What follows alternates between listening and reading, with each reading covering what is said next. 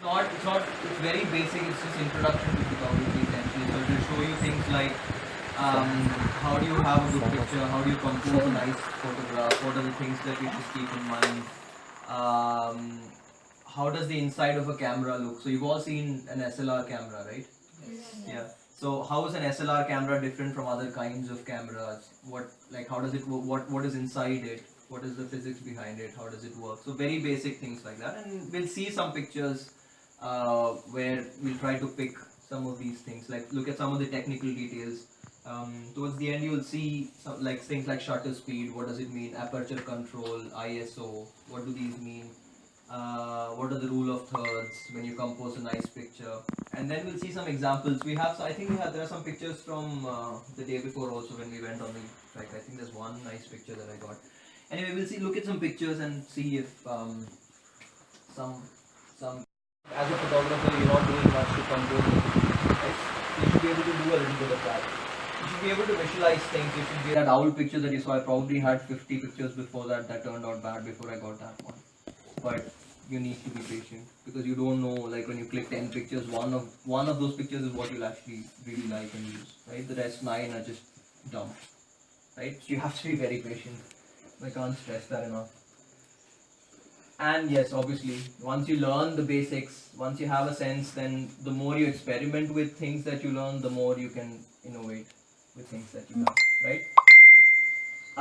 This is just breaking down the word photography. Photo is light, and graphy basically means writing, like calligraphy, so writing. And photography then essentially is you. So this is a very, very brief one. Just one slide I'll show you about the history of photography. That thing that you see on the top left there is called the camera obscura. It's the first camera that was invented. So it was basically like you see there, it's a box which has a hole on the front, and then you have a screen on the top through which you see an inverted image, right? So it's just a hole there is for you to look at the image in. There's a mirror there which is inverted, and you have a hole in the front that lets light through, and then it reflects it, and you see it on the top, right? And then you use that to create an image. And what you see on the left there is the first picture ever taken. Okay, and it is a picture of a wall. I mean, it's not even clear, so I don't know what it is, but it was taken in 1826, as you can see there. And the exposure time is 8 hours. At the end of this presentation, you'll know what that means. It means that it means that he had to let the light to stay on the film for 8 hours in order to get that picture. Today, you have cameras that can do it in 1/10,000th of a second, or even better, right? And it was a metal plate. These are just some of the oldest cameras. This is not important for us. This is some pictures of the oldest cameras. Again, not very important for us. But these are the ones that we know, right? These are the newer ones. So what you see in the center there is the DSLR, obviously. And then what you see on the top right there are called point and shoot cameras. Those are the most common ones that we all use, the ones that we can carry around in our pocket and we just take out and click a picture. Those are called point and shoot. So basically you point at what you want to click and then you shoot the picture that you want, right? That's the DSLR, and these are just versions. That's the film camera, the old one. This is a what's that called? A high frame camera, and that's an older version of the DSLR, which is a film DSLR. So this is essentially a picture that you might want to remember if you want to remember how a camera works. What you see on the left is a cut through of a DSLR, what it looks like inside, and on the other side you see the eye. And how the brain creates an image for you, right? So the functioning is technically very similar. So what you see in the front of the DSLR there as the lenses is basically the iris and the pupil through which the light enters your eye, right? What you have at the back there, you see a shutter, and what you see behind the shutter is a sensor, right? The sensor is basically like your retina. It's the part on which light falls, right? And then what you have, the brain is basically similar to the part of the camera that processes the final picture, right? So the brain tells you that this is what something looks like in the end. It's very similar. In a picture, once it falls on the sensor, then the camera develops a picture and it shows you this is what it looks like, right? So you have three things that we'll need here to remember. One is the shutter, which is just in front of the sensor. I hope you can see it. Then there's something called the aperture, which you want to remember, which is basically on the lens. And the sensor. Obviously, these are the three things that you want to remember. So yeah, this is the broad difference. This is the digital DSLR on your right here, and that's the compact digital cameras or point and shoot cameras, like I mentioned.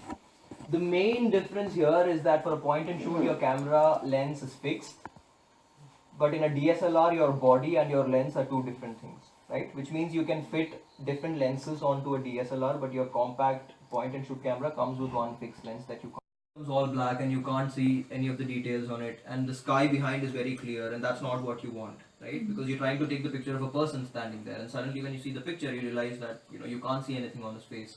That's because it's very underexposed, right? So you have to expose your picture to what you're trying to click. So you have to tell the camera, okay, that this person is standing here, this person is my subject, which means I want enough light on him, right? So if you tell the camera that, in the sense, if you expose the camera in a way that there is enough light falling on your subject, then your picture will look nice.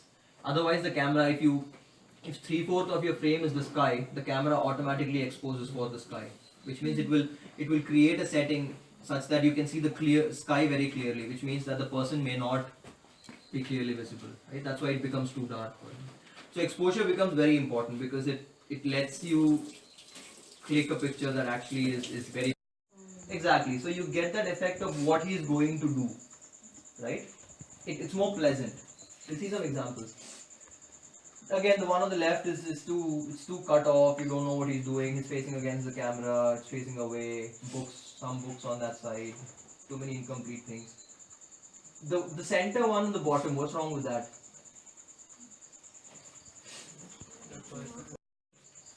As divided into three vertically and three horizontally, right? And the 4 points on the edges are very useful places where you can catch the attention of somebody who's looking at a picture.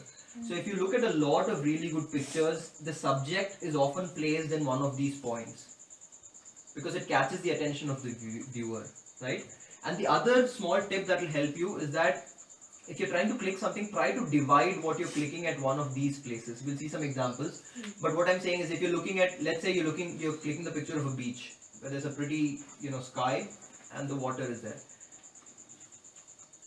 Try to divide it as much as you can, where you have one portion of these 3 vertical portions is your sea and 2 is your sky, or 2 is your sea and 1 is your sky, depending on which is more